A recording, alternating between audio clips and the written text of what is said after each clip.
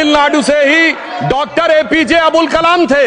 और मैं सारे सदन से कहना चाहूंगा, डॉक्टर कलाम का नमाज जनाजा और याकूब मेनन का नमाज जनाजा एक ही दिन हुआ। कितने लोग याकूब मेनन के नमाज जनाजा में गए और कितने डॉक्टर कलाम के नमाज जनाजा में गए? डॉक्टर कलाम मेमोरियल पे कितने लोगों की फोटो है? दिखाएं मुझे, सोशल मीडिया पे पोस्ट की हो। मगर अफजल हालात का मारा था आपके एक मंत्री का ऑफिशियल ट्वीट है, वो इस सदन के सदस्य नहीं तो मैं नहीं बोल रहा हूं। याकूब मेनन की जुडिशियल किलिंग हुई आपके एक नेता का, मिनिस्टर का ऑफिशियल ट्वीट है, सदन के सदस्य नहीं है इसलिए नहीं बोल रहा हूं। और सर 26/11 आरएसएस ने कराया, सदन के सदस्य बैठे हुए हैं। हाफिज साहब और सुनिए, जाकिर नायक शांति का मसीहा सदन में सदस्य बैठे हुए हैं। सर किसने जोड़ा? मैं नहीं कह रहा हूं जोड़ा, हमने किससे जोड़ा मैं बताना चाहता हूं। मैं अपनी बात, सर मैंने नाम किसी का नहीं लिया। सर आपने उड़ता तीर क्यों पकड़ लिया? सर मैंने नाम नहीं लिया, उड़ता तीर क्यों पकड़ लिया? सर मैं पूरी बात करूं। सर मैं कहना चाहता हूं, हमारी सोच मुस्लिमों के बारे में और इनकी सोच में क्या अंतर है। देखिए, जिन लोगों ने मुस्लिम हिस्ट्री नहीं पढ़ी उन्हें मैं बताना चाहता हूं। एक दो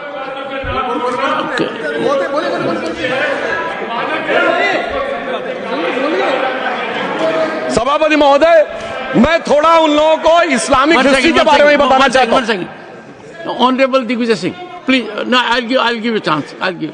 ऑनरेबल दिग्विजय सिंह जी। माननीय सभापति महोदय, जो माननीय सदस्य ने बात कही है, मैं सुन रहा था डॉक्टर त्रिवेदी जी की बात। उन्होंने कहा था ऐसे मुसलमान हम लोगों के साथ हैं और वैसे मुसलमान इन लोगों के साथ हैं।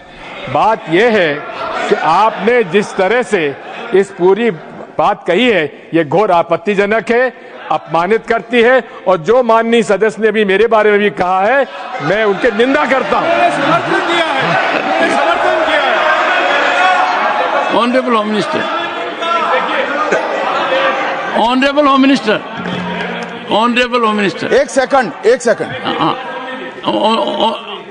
Okay, one second, your mic will be on.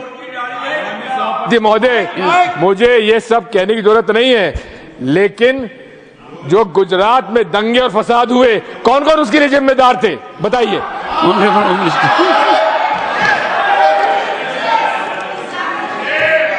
मान्यवर, मैं ध्यान से बारीकी से पूरे संवाद को सुन रहा हूं। माननीय सदस्य सुधांशु जी ने दिग्विजय सिंह का नाम नहीं दिया। अब वो खड़े होकर कहे मेरे बारे में कहा, इससे साबित हो गए। और अभी भी मौका है, आपने नहीं कहा है कि 26/11 के हमले में आरएसएस का हाथ था, तो अभी खड़े होकर माइक चालू कराकर बुलवा दीजिए। माननीय, और आपत्तिजनक बात है, मैंने ये बात कभी नहीं कही है, ये आप लोगों का प्रचार है। मेरी आपत्ति इस बात की थी कि सभी माननीय सदस्य ने और बात कही है कि अब हमारे तरफ ऐसे मुसलमान थे और वैसे मुसलमान हम लोगों की तरफ थे। ये पूरे समाज के साथ, पूरे अल्पसंख्यक समाज के साथ अपमानजनक बात है। और माननीय सभापति महोदय, आप बताइए, माननीय गृह मंत्री जी, आप वहां पर थे, गृह मंत्री थे जब दंगे हुए थे, तो आप लोगों का क्या रोल था, ये जन जाहिर ऑनरेबल होम मिनिस्टर। इनको मेरा हुआ ऐसा है कि मैं ही दिखाई पड़ता हूं। आपकी सुनिए, अब सुनिए ना दिग्विजय सिंह, सुनिए, एक मिनट सुनिए। दंगे शांत होने के बाद 18 महीने के बाद मैं गृह मंत्री बना। दंगा हुआ तब मैं गृह मंत्री नहीं था। सुधांशु त्रिवेदी संदर्भ में किसी का नाम नहीं लिया। अजीज बर्नी की किताब थी 2611 एंड आरएसएस कॉन्स्पिरेसी, कोई जाके चेक कर ले उसमें कौन कौन कहां कहां था। अब मैं मुसलमानों के बारे में कहना चाहता हूं, मुस्लिम समाज के लिए। बहुत से लोग ऐसे हैं जिनको मुस्लिम समाज की हिस्ट्री नहीं पता है। मैं बताना चाहता हूं, भारत से जब न्यूमेरिक सिस्टम सबसे पहले गया तो अल जहार थे सबसे पहले, जिन्होंने जाके 1793 में जो सूर्य सिद्धांत था उसका अरबी में ट्रांसलेशन हुआ सिंध हिंद। और हम बता रहे हैं हम किस तरह के मुस्लिम को साथ रखते हैं। डॉक्टर कलाम से बड़ा आलिम इस्लाम में साइंसदान नहीं हुआ, और आरिफ मोहम्मद खान साहब जो बिहार के गवर्नर हैं, उनसे बड़ा आलिम फाजिल मुसलमान आज सियासी जमात में तो नहीं होगा, यह मैं दावे के साथ कह सकता हूं। मगर मैं बताना चाहता हूं सर, उसके बाद उन्होंने एक किताब लिखी, एक सर 10th सेंचुरी के मुस्लिम राइटर थे जिन्होंने किताब लिखी, उसका नाम था the compendious book of balancing and completion according to Hindu calculation, जिसको शॉर्ट में अल जब्र कहा गया और वहां से अलजबरा निकला और सर उसके बाद अल ख्वारिज्म आया। और सर आज मेरे ख्याल से सदन के बहुत से लोगों को नहीं पता होगा, ये जो एल्गोरिथम वर्ड है ये अल ख्वारिज्म से आया हुआ है। एक जमाने में इस्लाम में बैतुल हिकमत था, यानी वो सबसे बड़ा हिकमत का केंद्र था, जब एक से एक लोग होते थे। बहुतों को नहीं पता होगा कि कोलंबस ने जिस नक्शे के थ्रू दुनिया ट्रेवल किया था वो बनाने वाला भी एक मुस्लिम था, अल इदरीसी। मगर सर एल्गोरिथम आज ऐसा बदला कि एआई के एज में दलगत भावना से ऊपर उठकर औरंगजेब के साथ खड़े हो गए। सर ये एल्गोरिथम किसने बदल दिया, ये मैं बताना चाहता हूं, इस पे थोड़ा सोचने की जरूरत है। इसलिए मैं कहता हूं मुस्लिम पॉलिटिक्स की सोच क्या थी, हमने किन मुसलमानों का साथ दिया है, मैं बताना चाहता हूं। सर वीर अब्दुल हमीद की शहादत की 50वीं वर्षगांठ 2015 में हुई। प्रधानमंत्री मोदी जी ने उनके पूरे परिवार को और उनकी पत्नी को बुला के सम्मानित किया और इन लोगों ने उस यासीन मलिक को, जिसके ऊपर 3 एयरफोर्स के ऑफिसर्स को हत्या करने का आरोप था, वो प्रधानमंत्री आवास में। सर साफ दिखाई पड़ता है कौन किसके साथ खड़ा हुआ है, कौन किस तरह के मुसलमान के साथ खड़ा हुआ है। और सर मैं ये भी कहना चाहता हूं, सर ये सर अपने टर्न पे बोलिए।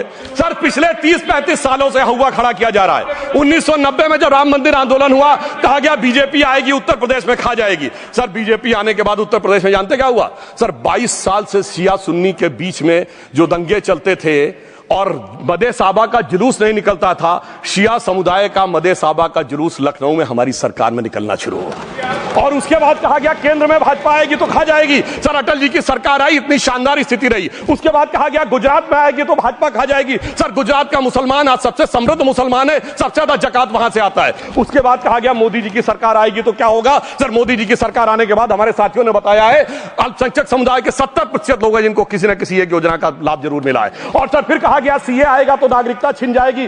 सर उसके बाद भी आपने सब देखा और सर हम बचपन में सुनते थे कि राम मंदिर बनने लगेगा तो मिडिल ईस्ट के देश पेट्रोल देना बंद कर देंगे। सर राम मंदिर भी बन रहा है और भारत मिडिल ईस्ट कॉरिडोर भी बन रहा है और अबू धाबी में भी मंदिर बन रहा है और 4 मुस्लिम देशों ने सर्वोच्च नागरिक सम्मान मोदी जी को दिया हुआ है। इसलिए मैं कहना चाहता हूं सर, मर्ज हो तो उसका इलाज किया जा सकता है। जैसे हमारे यहां वैद धन्वंतर माने गए हैं, इस्लामी अकीदे में वैद हकीम लुकमान माने गए, तो कहा गया है उनके लिए कि इसमें क्या रखा है, देखे है जो तू आन के पास, बदगुमा वहम की दारू नहीं लुकमान के पास। यानी मर्ज का इलाज है पर वहम का इलाज तो हकीम लुकमान भी नहीं कर सकते जो आपने पाल कर रखा है। मैं कहना चाहता हूं हम किन मुसलमानों की बात करते हैं? आप गंगा जमुनी तहजीब की बात करते हैं। सर दारा शिकोह औरंगजेब का बड़ा भाई था, उसने उपनिषदों का अध्ययन किया, संस्कृत में अनुवाद कराया और नाम रखा सिर्रा अकबर, यानी वर्ड्स ऑफ गॉड। मैंने किसी को दारा शिकोह की जयंती मनाते हुए नहीं देखा।